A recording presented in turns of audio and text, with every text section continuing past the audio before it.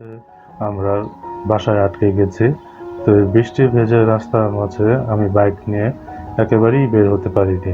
রাস্তায় পানি জমে গেছে, কাদামাটিতে একেবারে একাকার হয়ে গেছে। তো এই কাদামাটির মাঝে বাইক নিয়ে বের হলে যেটা হয়, বাইকের অবস্থা একেবারেই বিদিকিচ্ছিরি অবস্থা হয়ে যায়। সেটাকে আবার ধুয়ে মুছে নতুন করে আবার রেডি করে নিতে হয়। তো এই কদিনের বৃষ্টিতে আমার মনে হলো যে আপনাদের কাছে নতুন একটা কিছু তুলে ধরি, যেটা হলো আমার যে ব্লগিংগুলো বিগতকালে আপনারা দেখেছেন, সেখান থেকে কিছু কোশ্চেন অ্যারাইজ হয়েছে। সেই কোশ্চেনগুলো থেকে কিছু কোশ্চেন বাছাই করে নিয়েছি।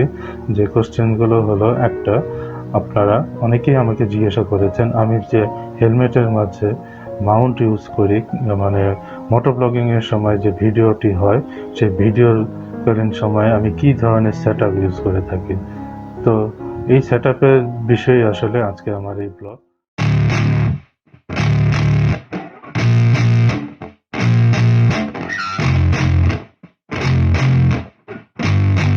Yeah, I spit raps like a heart attack. Fast, fatal, heart impact. Past painful scars. In fact, I blast tasteful bars and packs. I back up my actions. Fact, don't ask, grab reactions. Jacked attack with every word, then act with class. হেলমেটটি তেমন কোনো দামি helmet নয়, just ISI certified কিন্তু একটা helmet XBK।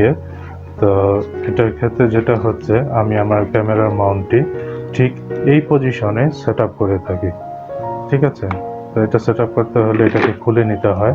আর এই camera Mount করতে গেলে আমি যেই ডিভাইসগুলো ব্যবহার করছি সেটার নাম হচ্ছে চিন মাউন্ট। তো এটাকে একটা সাইডে রেখে দিই। তো চিন মাউন্টটি হচ্ছে বেসিক্যালি এটা হচ্ছে টেলিসেনের একটা চিন মাউন্ট ডিভাইস।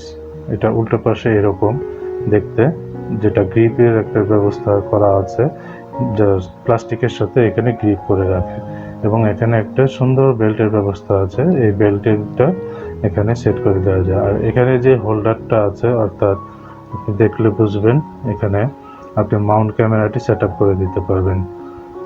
তো এই হোল্ডারটা আসলে ব্যবহার করা হয় মোবাইল ক্যামেরার জন্য, অথবা আপনার গোপ্রো বা অন্যান্য ক্যামেরা সেট আপ করার জন্য।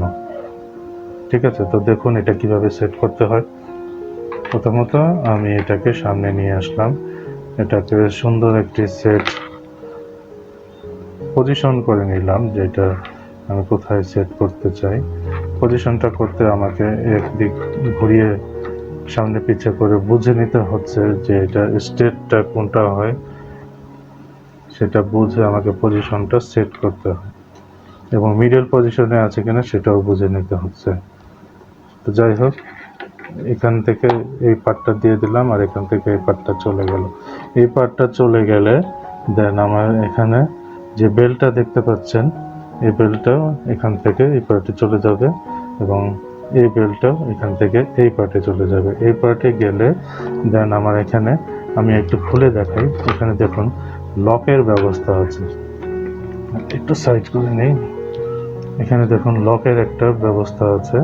লকটা হলো এরকম, আপনি যখন এটাকে উপর করে দেবেন এবং এখান থেকে যখন আপনি ফিতাটাকে ঢোকানোর পর এটাকে ক্লিপ দিয়ে আটকে দেওয়া যাবে, যার ফলে এটা হচ্ছে নড়বে না।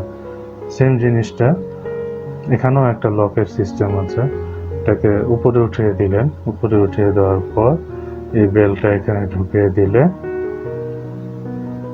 দেন আপনি এখান থেকে আস্তে করে এখান থেকে বের করে আস্তে করে এই ক্লিপটাকে সুন্দর করে টিপ দিলে আপনার এটা টাইট হয়ে যায়। তো এটা ক্যামেরাতে সেট করতে যেটা করতে হবে, এটাকে এখন খুলে নিই, আবার খুলে বের করে দেই। এই পাশ থেকেও এটাকে খুলে বের করে দিচ্ছি।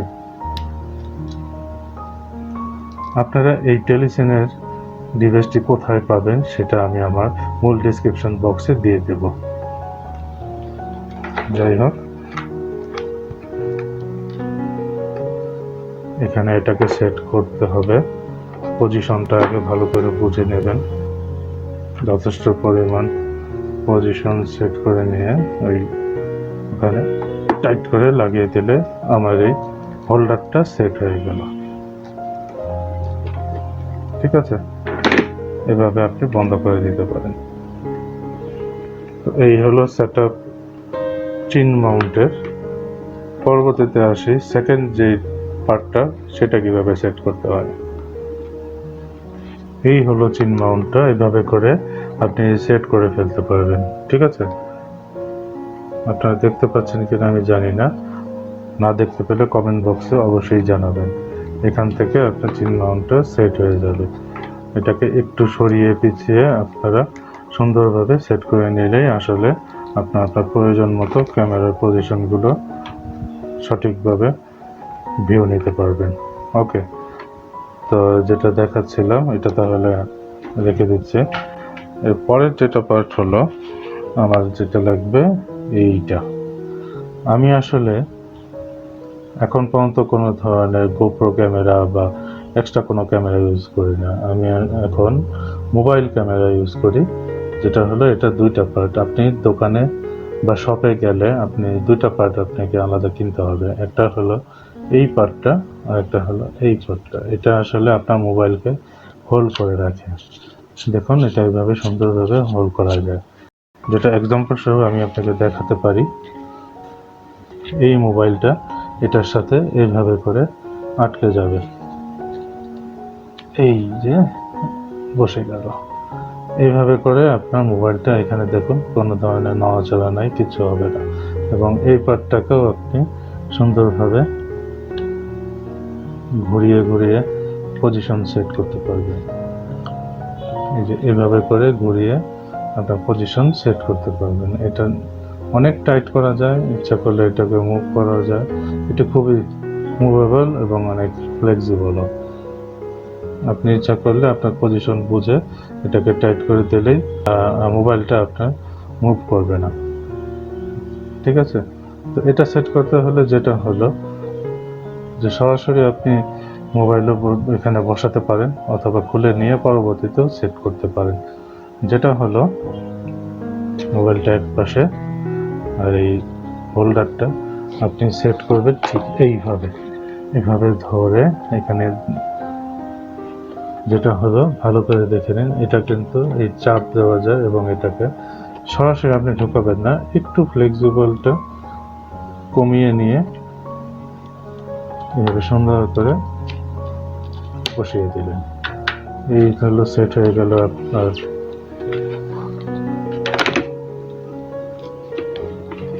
চিন মাউন্ট। এটাকে সেট করে বসানো যায়। বসানোর পর দেন আপনার যে মোবাইলটা আপনি এখানে একটু লুজ আছে বলে এটা কিন্তু মুভ করছে, আপনাকে সঠিকভাবে সেট করে নিতে হবে।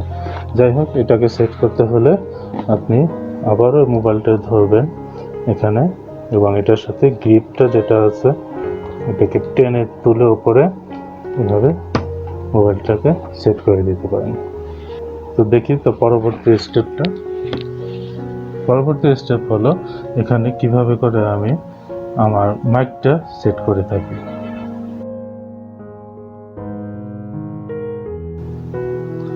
তো আসুন দেখা যাক এবার কিভাবে করে আমার এই হেলমেটের মধ্যে আমি মাইকটা সেট করে থাকি। ঠিক আছে, তো মাইক সেট করতে হলে আপনি যে কোনো ধরনের মাইক ইউজ করতে পারেন, বয়া ইউজ করতে পারেন, এরেমিক ইউজ করতে পারেন, দামগুলো খুব কাছাকাছি। তো আমি পেছনের একটা ব্লগে বলেছিলাম যে এরেমিক যেই মাইকটা সেটা আমি টেস্টিংয়ের জন্য একটা ব্লগ করেছিলাম। যদি এটা ভালো হয় তাহলে এটা রেখে দেবো, না হলে বয়াটা আবার কিনে আনবো। খুব বেশি ডিফারেন্স না, পার্থক্য। এরেমিকের জন্য প্যাকেট, তো এরেমিকের প্যাকেটে এই মাইকটা থাকে। তো এই মাইকের বিশেষত হলো এখানে একটা ক্লিপ থাকে, ক্লিপটা দিয়ে আপনি হোল্ড করতে পারেন। এরেমিকের এই জ্যাকটা থাকে, এই জ্যাকটা আপনি সেট করে নিলেন আপনার মোবাইল ফোনের সাথে। তো সেটা করতে হলে যেটা হলো আগে কিভাবে করে আপনি সেট করবেন সেটা দেখেন। আপনার যে হেলমেট আপনি ইউজ করেন, তো হেলমেটের যে প্যাডগুলো আছে, প্যাডের ভাঁজে ভাঁজে আপনি গুজে দিতে পারেন। কিভাবে পারেন এটা গুজে দিতে, সেটা গুজে দিতে হলে দেখুন এখানে একটা ক্লিপ আছে, আর যে চিন মাউন্টটা যা আছে এই চিন মাউন্টের এখানে ফিতাগুলো আছে। ফিতাগুলোর আড়ালে আপনি কিন্তু এই পিন আপ দিয়ে আপনার মাইকটাকে হোল্ড করে রাখতে পারেন।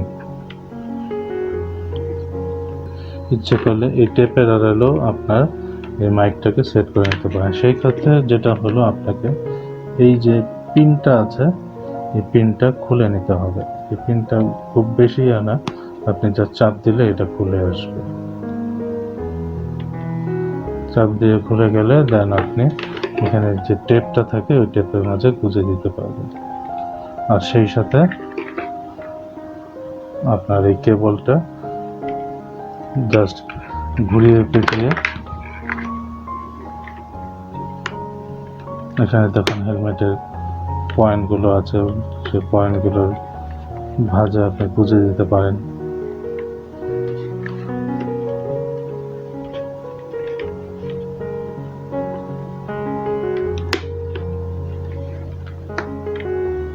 গুঁজে দিয়ে দেন আপনি আপনার মোবাইলের ঠিক এখানে পয়েন্টটা সেট করে দিলে